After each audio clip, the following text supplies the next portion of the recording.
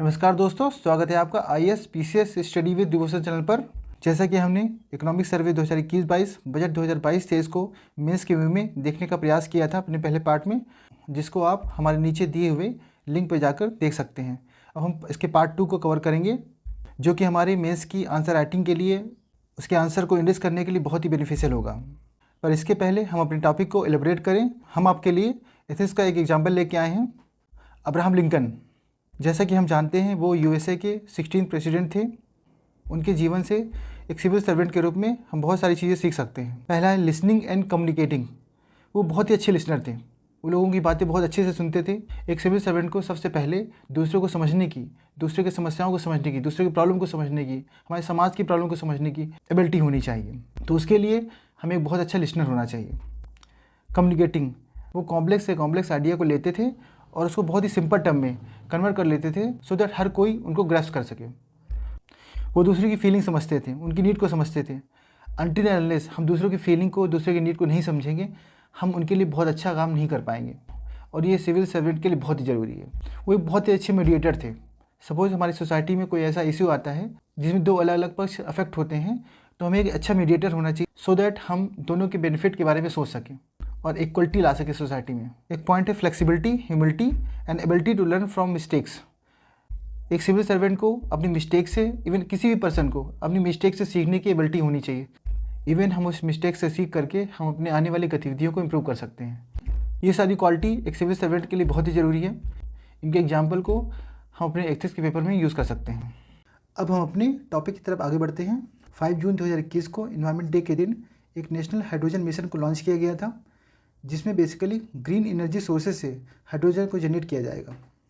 एक टारगेट है कि 20% की एथेनॉल ब्लेंडिंग करेंगे पेट्रोल में 2025 तक। क्लाइमेट चेंज से संबंधित जो भी फाइनेंशियल रिस्क होते हैं उसको डील करने के लिए RBI ने एक सस्टेनेबल फाइनेंस ग्रुप के यूनिट की स्थापना की है। अब क्लाइमेट चेंज को लेकर के इंडिया का जो इनिशिएटिव है उसको देख लेते हैं। एक है लाइफ स्टाइल फॉर इन्वायरमेंट, जो कि 2021 में लॉन्च हुआ था। ISA international solar alliance, one sun one world one grid.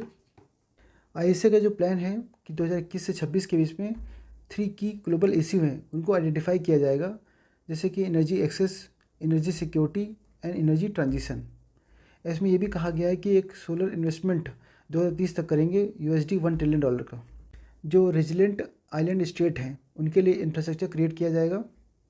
ये एक इनिशिएटिव है स्मॉल आइलैंड डेवलपिंग स्टेट के लिए। एक है leadership group for industry transition. इसको लॉन्च किया गया है इंडिया स्वीडन के द्वारा WEF वर्ल्ड इकोनॉमिक फोरम के सपोर्ट से।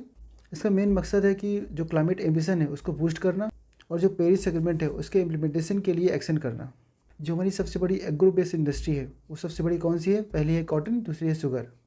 MSP होता है क्रॉप के लिए, FRP होता है शुगर के लिए।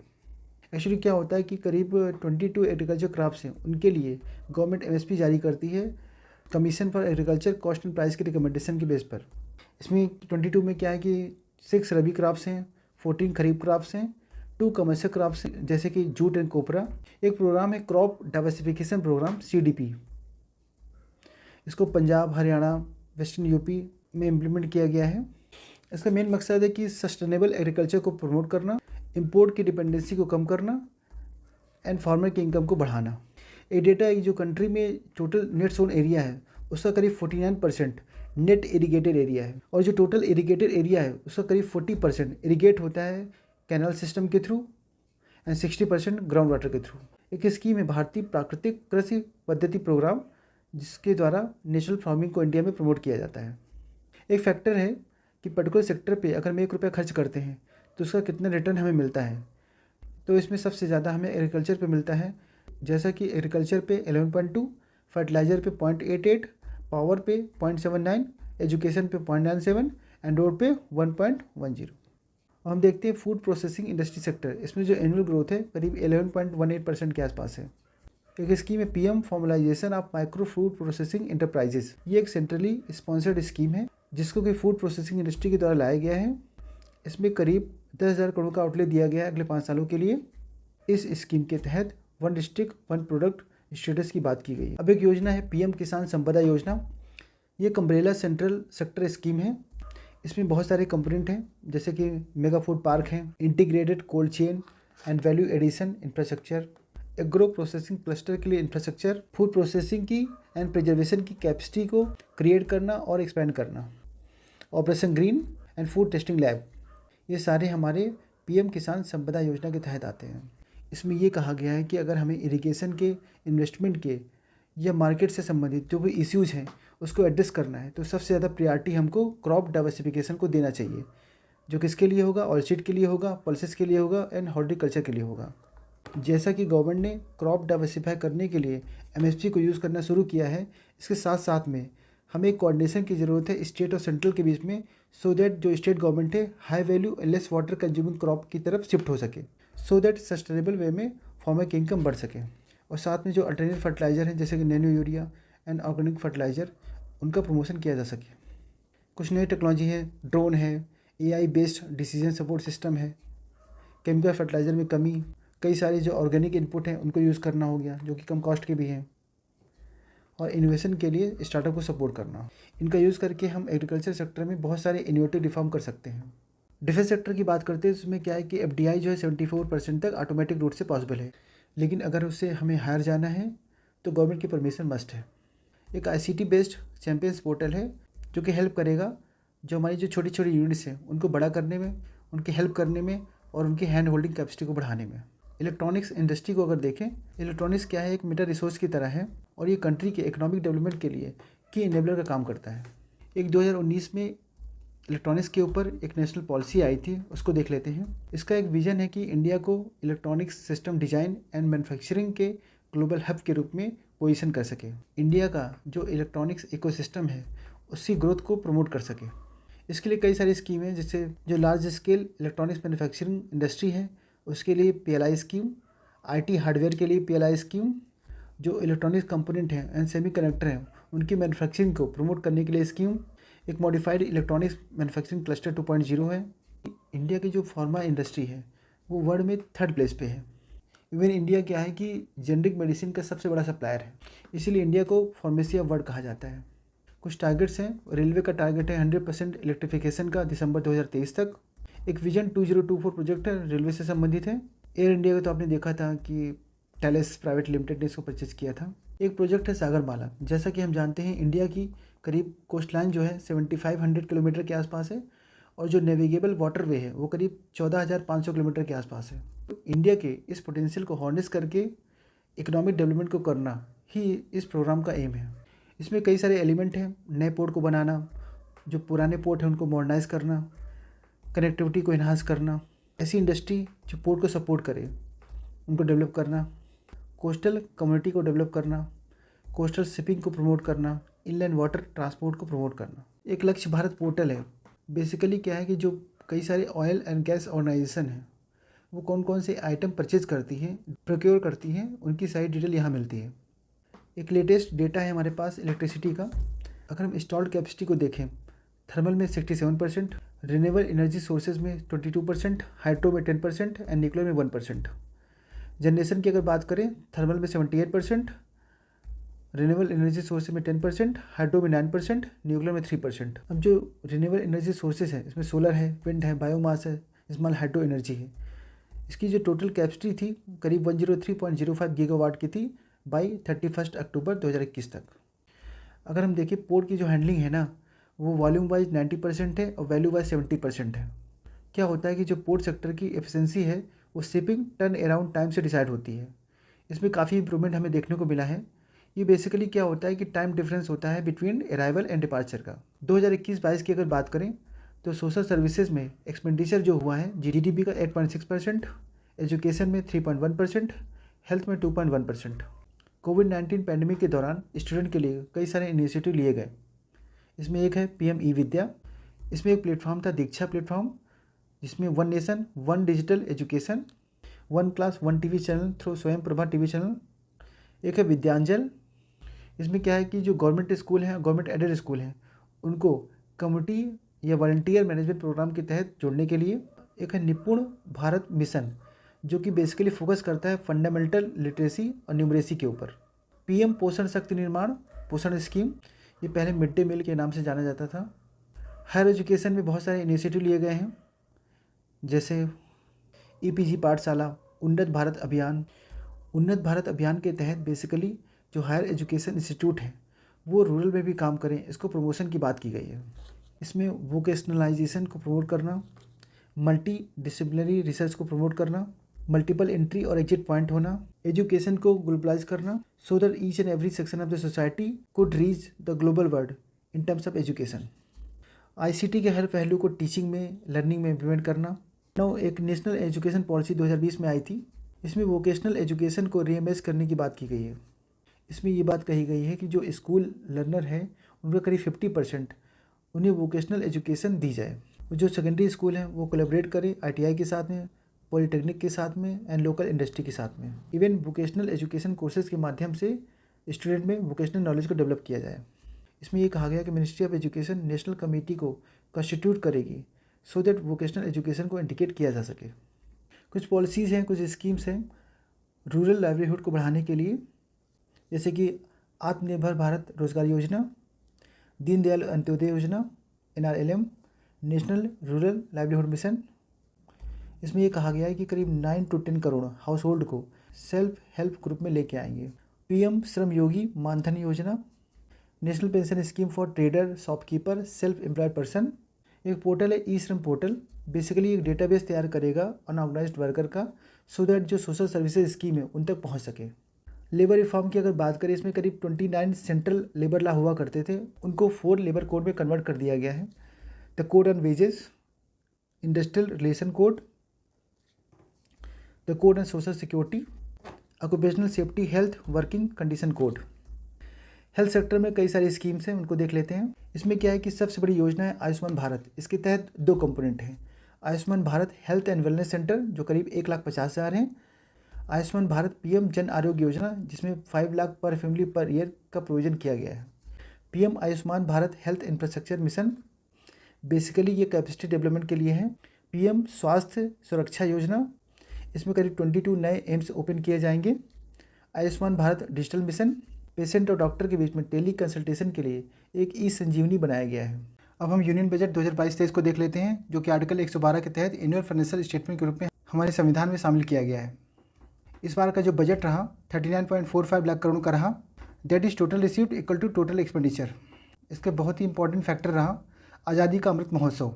जैसा कि हम जानते हैं 15 अगस्त 2022 को हमारी आज़ादी के 75 ईयर पूरे हुए हैं। उसे आज़ादी के अमृत महोत्सव के रूप में मनाया जा रहा है। इसकी 5 थीम हैं, freedom struggle, idea at 75, resolve at 75, action at 75 and achievement at 75। Amrit Kaal का पीरियड नेक्स्ट 25 ईयर्स के लिए 2022 से 2047 तक रखा गया है। इसके लिए कुछ गोल रखे गए हैं। इसका मेन फोकस रहेगा ग्रोथ पर और इंक्लूसिव वेलफेयर पर, सो दैट ये वेलफेयर सोसाइटी के हर तबके तक पहुंच सके। टेक्नोलॉजी इनेबल डेवलपमेंट को प्रमोट करना, एनर्जी ट्रांजिशन को प्रमोट करना, क्लाइमेट एक्शन को प्रमोट करना। इक्विटर साइकिल के बारे में बताया गया है, जो प्राइवेट इन्वेस्टमेंट से शुरू होगा और क्राउडिंग होगा पब्लिक कैपिटल इन्वेस्टमेंट से। इसमें 4 प्रायोरिटी बताई गई हैं, जिसमें कि इन्वेस्टमेंट की फाइनेंसिंग है, प्रोडक्टिविटी का एनहांसमेंट है, एनर्जी ट्रांजिशन है, क्लाइमेट एक्शन है, जो सनराइज सेक्टर है उनकी अपॉर्चुनिटी को तलाशना है। एक PM गति शक्ति है जिसके 7 इंजन है, road, railway, port, waterway, airport, mass transport, logistic infrastructure. ये एक ट्रांसफॉर्मेटिव अप्रोच है इकोनॉमिक ग्रोथ के लिए एंड सस्टेनेबल डेवलपमेंट के लिए। और लास्ट है inclusive development, so that development का जो बेनिफिट है ना वो सोसाइटी के हर सेक्टर तक पहुंच सके।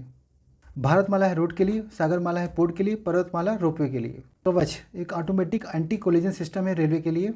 फिजिकल डिफिसिट के लिए हमने देख ही लिया था कि 2021-22 में 6.9%, 2022-23 में 6.4%, जो कि डिफेंस एक्सपेंडिचर में 8% रहा।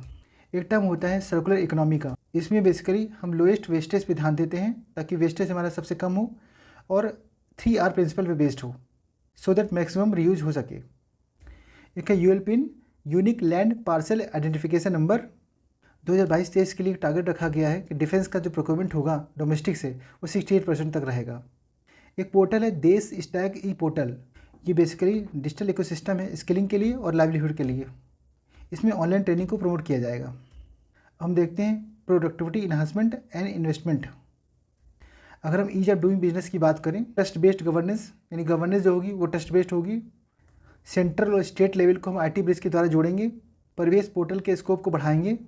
लैंड रिकॉर्ड को IT बेस्ड मैनेजमेंट करने के लिए एक unique land parcel identification number होगा।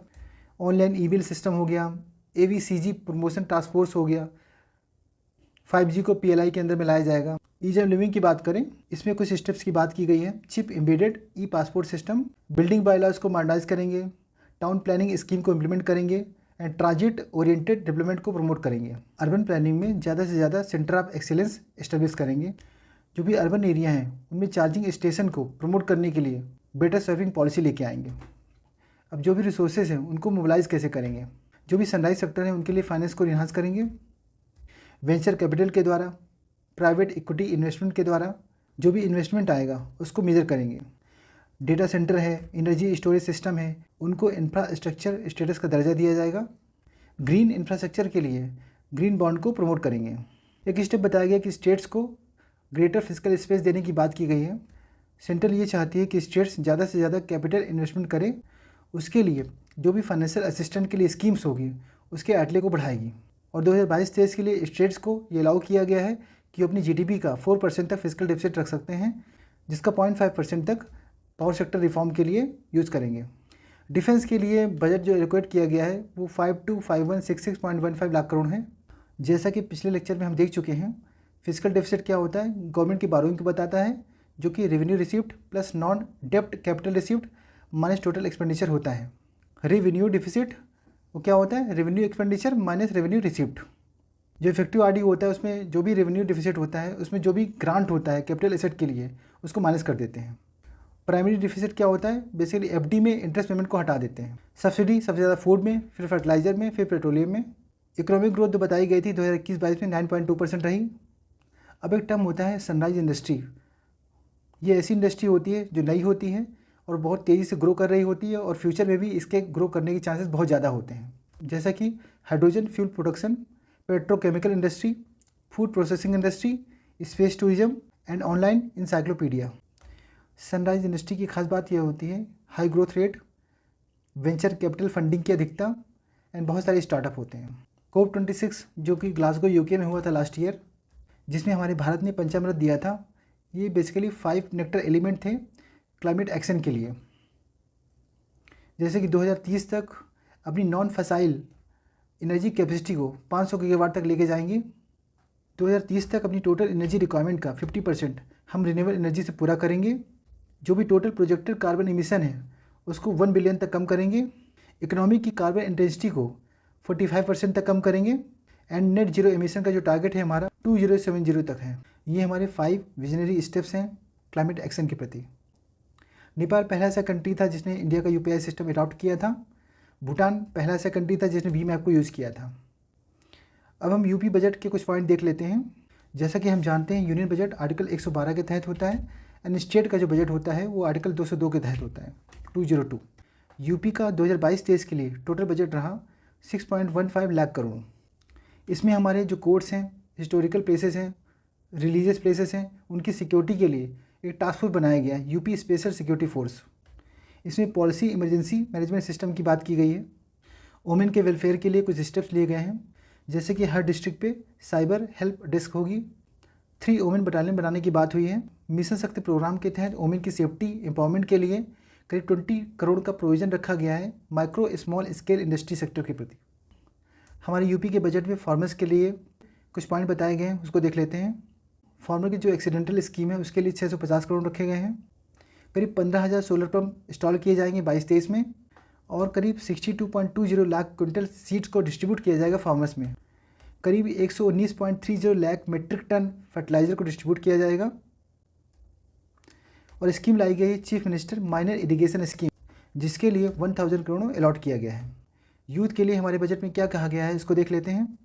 एक है लोक कल्याण संकल्प पत्र, जो कि अगले 5 सालों के लिए होगा, जिसमें करीब 2 करोड़ स्मार्टफोन टैबलेट को डिस्ट्रीब्यूट किया जाएगा यूथ में। Swami Vivekananda youth empowerment scheme, जिसके लिए 1500 करोड़ अलॉट किए गए हैं। 2020 में पॉलिसी आई थी यूपी स्टार्टअप पॉलिसी, उसके तहत यूथ में अलग अलग फील्डों में इन्वेशन को और एंटरप्रेन्योरशिप को प्रमोट करने के लिए एक टारगेट लाया गया है कि अगले 5 सालों में करीब 100 इंक्यूबेटर और 10,000 स्टार्टअप को इस्टेब्लिश किया जाएगा। एक योजना है CM अभ्युदय योजना, जिसमें स्टूडेंट्स को कोचिंग फैसिलिटी प्रदान की जाएगी। स्पोर्ट्स में देख लेते हैं। Major Dhyan Chand sports university Meerut में बनाई गई है। इंटरनेशनल क्रिकेट स्टेडियम वाराणसी में बनेगा। मनरेगा स्कीम की अगर बात करें, करीब 2021-22 में 26 करोड़ मैंडेज थे, जो कि 2022-23 में 32 करोड़ मैंडेज प्रपोज किए गए हैं। एक योजना है कल्याण सिंह ग्राम उन्नति योजना, जिसमें बेसिकली गांव में सोलर लाइट को प्रमोट किया जाएगा। मेट्रो को इन्हांस किया जाएगा आगरा में, कानपुर में, वाराणसी में, गोरखपुर में। यूपी ने एक टारगेट रखा है एग्रीकल्चर क्षेत्र में कि हमारा जो ग्रोथ रेट होगा 5.1% होगा।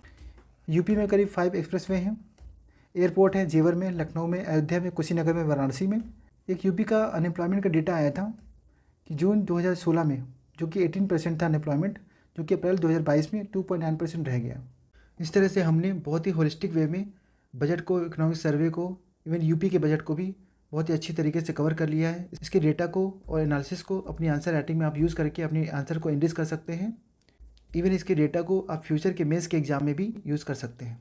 अगर हमारा ये इनिशिएटिव आपको अच्छा लगे तो लाइक करें, सब्सक्राइब करें और ज़्यादा से ज़्यादा लोगों को ये इन्फॉर्मेशन शेयर करें, सो दैट मैक्सिमम लोगों को इसका बेनिफिट मिल सके। तो मिलते हैं अपने नए नोट्स के साथ में, नए वीडियो के साथ में। जय हिंद, जय भारत।